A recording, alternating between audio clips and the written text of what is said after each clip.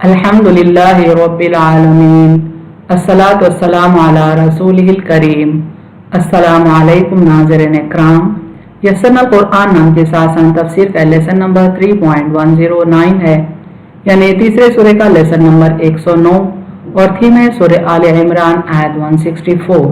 Topics covered इस तरह से हैं। सबसे पहले तिलावत, उसके बाद word by word and phrase by phrase translation, फिर तफसीर, आखिर में कुछ अहम नुकात, एक्नॉलेजमेंट और रेफरेंसेस। अऊज़ु बिल्लाहि मिनश शैतानिर रजीम, बिस्मिल्लाहिर रहमानिर रहीम। लक़द मन्नल्लाहु अलल मुमिनीना इज़ बअसा फ़ीहिम रसूलन मिन अनफुसिहिम यतलू अलैहिम आयातिही व युज़क्कीहिम व युअल्लिमुहुमुल किताब वल हिकमा व इन कानू मिन क़ब्लु लफ़ी ज़लालिम मुबीन। वर्ड बाई वर्ड ट्रांसलेशन देखें। लक़द रूट वर्ड है काफ दाल से, माने अलबत्ता बेशक, सर्टेनली। मन मीम नून से माने एहसान किया, बेस्टोड अ फेवर। अल्लाहु अलीफ लाम हा से है माने अल्लाह अल्लाह। अला आइन लाम या से है माने पर, अपॉन। अल मुमिनीन अलीफ मीम नून से है माने ईमान वाले, द बिलीवर्स। इज अलीफ जाल से है माने जब, व्हेन। बाअसा बा आइन सा से है माने उसने भेजा, ही रेज्ड। फीहिम फाया से है माने उनमें, अमोंग देम। रसूलन वासीन लाम से है माने एक रसूल, अ मैसेंजर। मिन मीम नून से है माने से, फ्रॉम। अनफुसिहिम नून फासीन से है माने उनकी जाने, देमसेल्व्स। यतलू ता लाम वाव से है माने वो पढ़ता है, रिसाइटिंग। अलैहिम आइन लाम या से है माने उन पर, टू देम। आयातिही अलीफ या अलीफ से है माने उसकी आयतें, हिज वर्सेस। व युज़क्कीहिम जा काफ वाव से है माने और उन्हें पाक करता है, एंड प्यूरिफाइंग देम और सैंक्टिफाइंग देम। व युअल्लिमुहुम आइन लाम मीम से है माने और उन्हें सिखाता है, एंड टीचिंग देम। अल किताबा काफ ताबा से है माने किताब, द बुक। वल हिकमता हा काफ मीम से है माने और हिकमत, एंड द विजडम। व इन अलीफ नून से है माने अगरचे के, ऑल्दो, वाइल। कानू काफ वाव नून से है माने वो थे, दे वर और दे हैड बीन। मिन मीम नून से है माने से, फ्रॉम। क़ब्लु काफ बा लाम से है माने क़ब्ल, बिफोर। लफ़ी फाया से है माने अलबत्ता, में, सर्टेनली, इन। ज़लालिन ज़ौद लाम लाम से है माने गुमराही, एरर।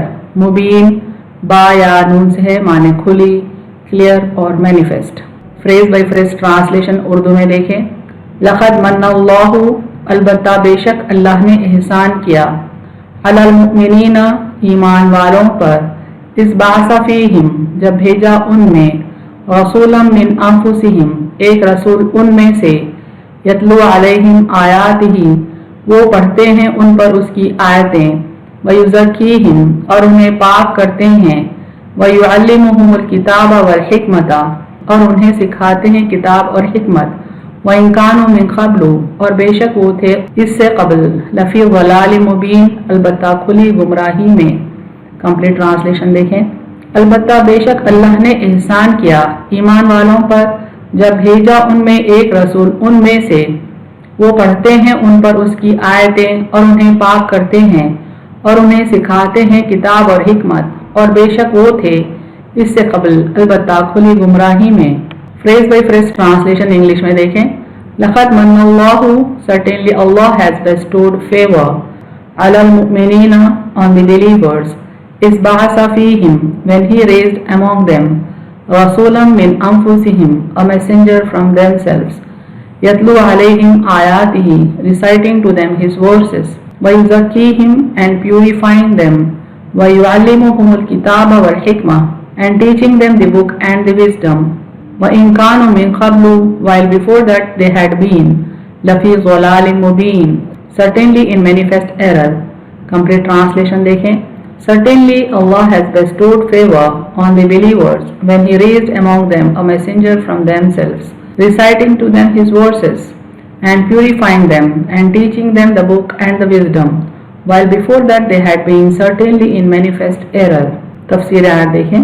سورہ بقرہ آیت 129 میں حضرت ابراہیم علیہ السلام کی دعا کا ذکر آیا ہے کہ آپ نے اللہ تعالیٰ سے ایک نبی کے مبعوث کرنے کی دعا کی جو اس طرح ہے، ربنا وبعث فیہم رسولا منہم یتلو علیہم آیاتک ویعلمہم الکتاب والحکمت ویزکیہم انک انت العزیز الحکیم۔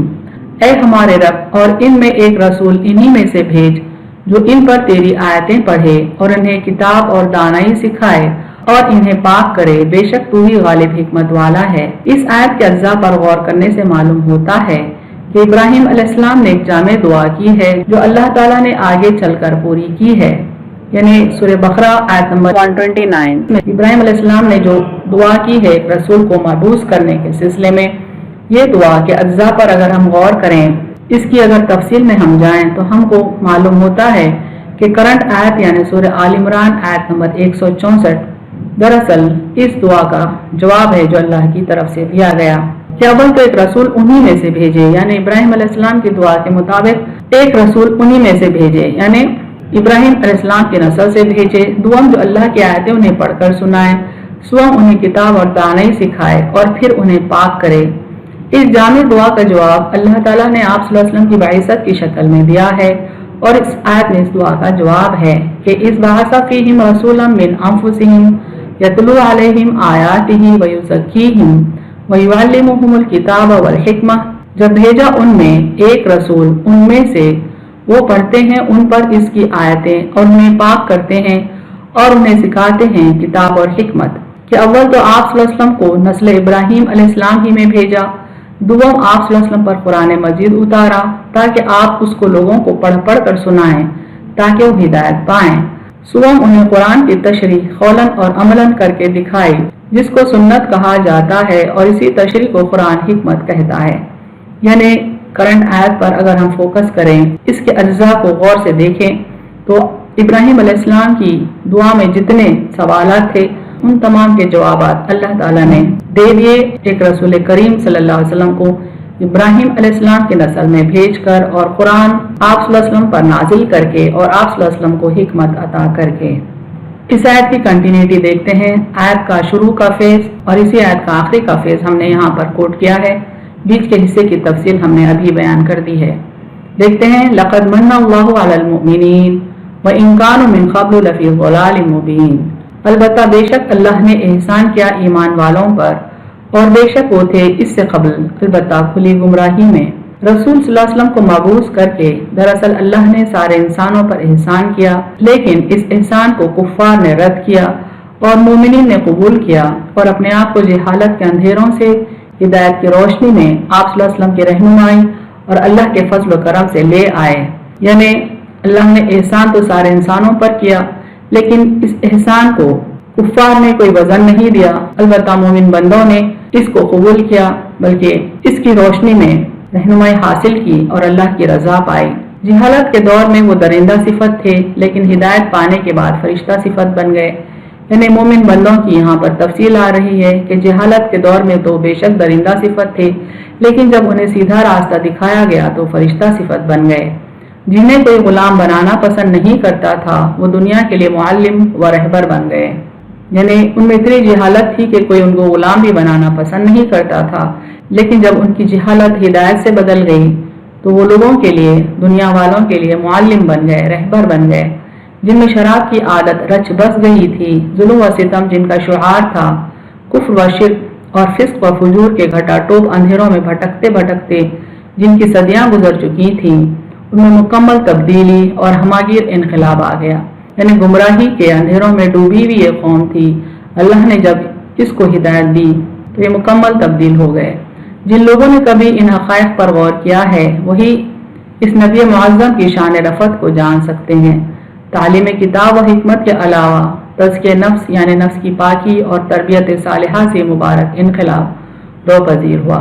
یعنی جو بندے ان حقائق پر غور کرتے ہیں کہ جہالت میں مسلمان کیسے تھے اور ہدایت پانے پر کیسے ہو گئے، تو انہیں سمجھ میں آتا ہے کہ ہمارے نبی صلی اللہ علیہ وسلم کی عظمت کیا تھی، آپ صلی اللہ علیہ وسلم کا مقام کیا تھا۔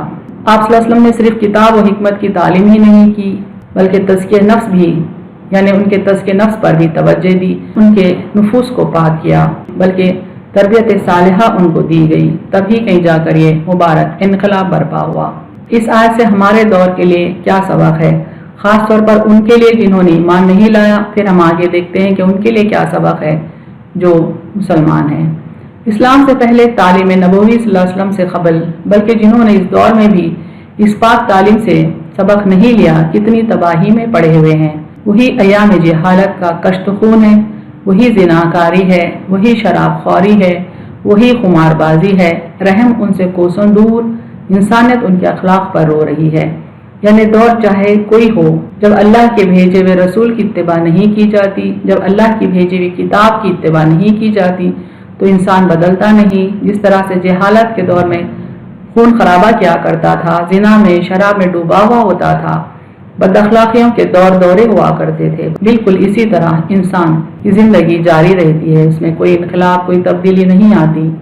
آنکھیں کھولو اور اپنی موجودہ حالت کو دیکھو، تم کس عذاب میں مبتلا ہو، تم کو کوئی صحیح بات سجھائی نہیں دیتی۔ یعنی جن لوگوں نے حق کا بالکل انکار کیا، ان سے یہاں پر مخاطب ہو کر کہا جاتا ہے کہ تم اپنی حالت پر تو غور کرو، دنیا بھی تمہارے لیے عذاب ہے، کوئی صحیح بات تم کو سمجھ میں نہیں آتی، ظلم و ستم میں تم کو عزت نفس محسوس ہوتی ہے، یعنی لوگوں پر ظلم کر کے، چڑھائی کر کے، جنگیں کر کے عزت نفس محسوس کرتی ہے۔ آج کی بھٹکی ہوئی قومیں، جھوٹ اور دغابازی میں تم کو سیاست معلوم ہوتی ہے، نفس پرستی تمہارا شیوا ہے، خود پرستی تمہاری عادت ہے، تمہارے ہر کام سے تکبر ظاہر ہوتا ہے، تم نہیں سمجھتے حالانکہ تم عذاب الہی میں گرفتار ہو۔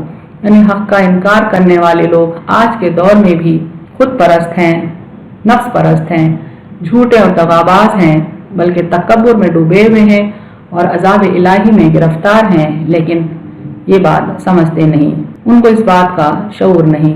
آج کے دور کے مسلمانوں کے لیے اس آیت میں کیا سبق ہے دیکھتے ہیں۔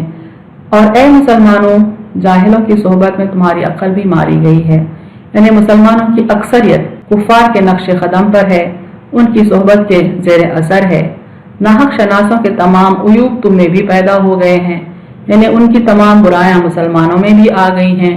یہ قرآن یعنی اندھا دھند تخلیق تم کو خار مذلت یعنی انتہائی ذلت میں پہنچا رہی ہے، اور شیطان تمہاری برائیوں کو اچھال رہا ہے، یعنی شیطان کو تو موقع ہی مل گیا کہ دنیا کو یہ بتائے کہ دیکھو مسلمانوں میں کتنے عیوب ہیں، توبہ کرو، اللہ تعالیٰ کی طرف مڑو، پیغمبر کا دامن پکڑو، شمع ہدایت کی روشنی میں چلو، پیغمبر کی تعلیم حاصل کرو، وہ تم کو پاک و صاف و ستھرا کر دے گی۔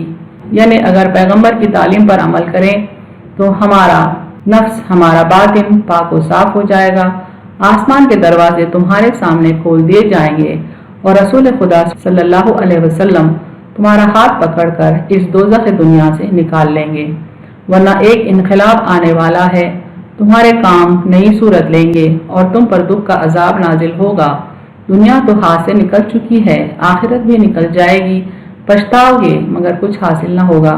یعنی ابھی وقت ہے ہم کو اپنے آپ کو سدھارنے کا، لیکن اگر ہم اپنے آپ کو نہیں سدھارے، گناہوں میں ڈوبے ہوئے رہے، تو ہمارا عمل ایک نئی صورت لے گا اور ظالم لوگ ہم پر حاوی ہو جائیں گے، اللہ کا عذاب ہم پر اترے گا۔ دنیا تو برباد ہو ہی چکی ہے، آخرت بھی برباد ہو جائے گی، اور پھر آگے چل کر پچھتانے سے کچھ حاصل بھی نہ ہوگا۔ اہم نکات دیکھیں اس تفسیر کے۔ رسول کریم صلی اللہ علیہ وسلم کو مبعوث کر کے اللہ تعالیٰ نے ساری انسانیت پر، بالخصوص مومنین پر بہت بڑا احسان کیا ہے۔ رسول کریم صلی اللہ علیہ وسلم پر قرآن نازل کیا گیا تاکہ آپ صلی اللہ علیہ وسلم بندوں کو اس سے رہنمائی پہنچائیں۔ آپ صلی اللہ علیہ وسلم کے ذریعے حکمت کی تعلیم دی گئی، تزکیہ نفس کیا گیا۔ ہدایت، تزکیہ نفس اور علم و حکمت اللہ کے بندوں پر عظیم احسانات ہیں۔ ان احسانات کے سبب انسان ایک روشنی کا مینار بن کر دوسروں کی رہنمائی کا باعث بن سکتا ہے، دوسروں کو جہالت کے اندھیرے سے نکال سکتا ہے۔ رسول کے مبعوث ہونے سے پہلے دنیا جہالت کے گھٹا ٹوپ اندھیروں میں ڈوبی ہوئی تھی، جس نے اس روشنی سے آج بھی فائدہ نہیں اٹھایا، وہ آج بھی گمراہی کے اندھیرے میں ہے۔